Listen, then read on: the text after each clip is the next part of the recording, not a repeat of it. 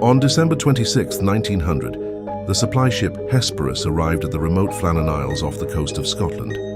The crew expected to find 3 experienced lighthouse keepers, James Duckett, Thomas Marshall, and Donald MacArthur, waiting for them. Instead, they found something that has haunted investigators for over a century. Nothing. No men.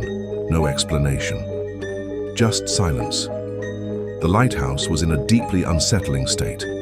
The entrance gate was locked from the inside, yet no one was home.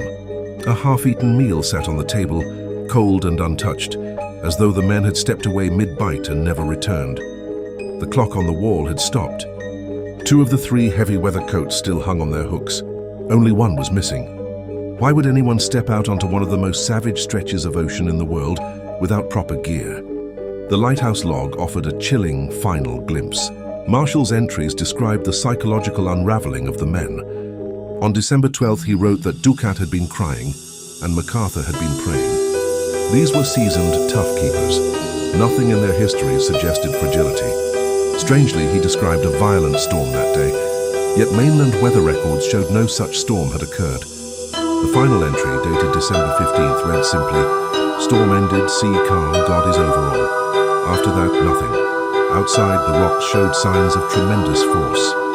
A large iron railing had been bent completely out of shape. A chunk of turf weighing over a ton had been ripped from the cliff top and hurled aside. Yet mainland stations recorded nothing extraordinary on those same days. The most accepted explanation is a rogue wave, a freak wall of water rising without warning. 2 men may have gone to inspect damage at the West Landing, the third following in panic without his coat. All 3 swept away in an instant. But this explains nothing about the psychological deterioration in the log, the stopped clock, or the meal left abandoned mid-table. Local Hebridean legend long held that the Flannan Isles were supernatural ground, a place where the old rules didn't apply. Fishermen historically refused to land there. The islands were known by an older name, the 7 Hunters. To some, the keepers didn't disappear. They were simply taken, as people had always been taken from that place. No bodies were ever found, no wreckage, no answer.